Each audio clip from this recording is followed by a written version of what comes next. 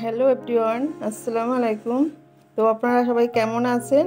আমি এসছি tulip mini kitchen থেকে ঈদের শুভেচ্ছা নিয়ে। ঈদ মোবারক। তো আমি এখানে এসছি আজকে ঝোল সিমে বানাতে, যার জন্য প্রথমে আমি গ্যাসে একটা কড়া বসিয়ে দিয়েছি আর তাতে একটু ঘি দিয়ে নিয়ে একটু বাদাম আর কিশমিশটা হালকা করে একটু ভেজে নিচ্ছি। যেহেতু খুব বেশি ভাজতে হবে না, এটা না ভাজলেও চলে যায়, তবু ঘি দিয়ে একটু ভেজে নিচ্ছি, খুব সুন্দর একটা সেন্ট আসে। আর যে একটু ঘি দিয়ে নিয়েছি কড়াইতে, আর এই যে সিমাই দিয়েছি সাদা সিমাই, এটাকে একটু খুব ভালো করে লাল লাল করে ভেজে নেবো, যার জন্য গ্যাসটা আমি একদম লোতে দিয়ে রেখেছি। সিমাই ভাজতে গেলে হাই হিটে ভাজলে পুড়ে যায়। তো এই যে আমার ভাজা হয়ে গেছে সিমাইটা, একেবারে লাল লাল করে ভেজে নিয়েছি, খুব টাইম করে ভাজতে হয়। আর এদিকে আমি হাঁড়িতে দুধ বসিয়ে দিয়েছি, দুধটা গরমও হয়েছে, ফুটতে শুরু করে দিয়েছে। আর দুধটা একটু ফুটিয়ে ফুটিয়ে গাঢ় করে নিলেই ভালো হয়, তাহলে খেতে টেস্টি হয়। তো দুধটা অনেকটাই গাঢ় হয়ে এসছে, আর দুধের ভিতরে আমি আবার একটু গুঁড়ো বা পাউডার দুধ দিয়ে নিচ্ছি, দুধটা আরও একটু বেশি গাঢ় করার জন্য। দুধটা যতই গাঢ় হয় তত টেস্টি হয় খেতে। তো পাউডার দুধটা দেওয়া হয়ে গেছে, দিয়ে একটু নাড়াচাড়া করে নিয়েছি। আর আমি এর ভিতরে দিয়ে দেব, আমি আগে থেকে গুঁড়িয়ে রেখেছিলাম একটু সাবুদানাগুলো গুঁড়ে বেশ সুন্দর করে ফুলে উঠেছে, এগুলো দিয়ে দেবো। এগুলো দিলে দুধটার ঘনত্বটা আরও অনেকটা বেড়ে যাবে। আর তারপর আমি চিনিও দিয়ে নিয়েছি, দুধটা একেবারে রেডি করে নেব।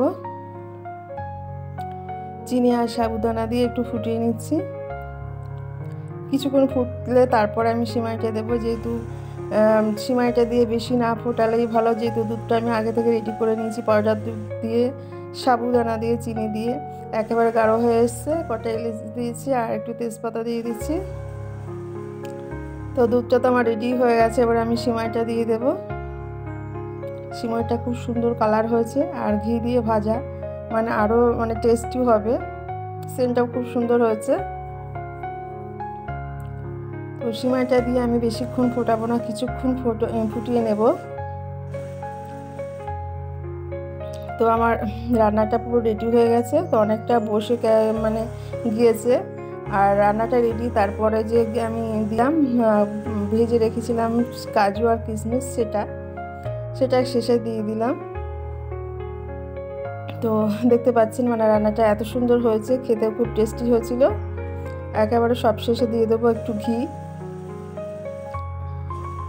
2 চামচ ঘি দিয়ে নিয়েছি। এবার আমি এটা নামিয়ে নিয়ে কিছুক্ষণের জন্য রেস্টে রেখে দেবো, যেহেতু ঝোল সিমাই রেস্টে রাখলে ভালো হয়। তো আমি এখন এবার নিয়ে এসেছি, তো বসে এত সুন্দর হয়েছে, একেবারে পুরোপুরি বসে যায়নি। তা দেখতে পাচ্ছেন যে খুব সুন্দর হয়েছে। তো এই ছিল আজকে আমার ভিডিওটা কেমন হয়েছে অবশ্যই বলবেন, কমেন্ট করবেন, পাশে থাকবেন। আর আপনাদের কেমন লেগেছে আমার ঝোল সিমাইটা অবশ্যই বলবেন।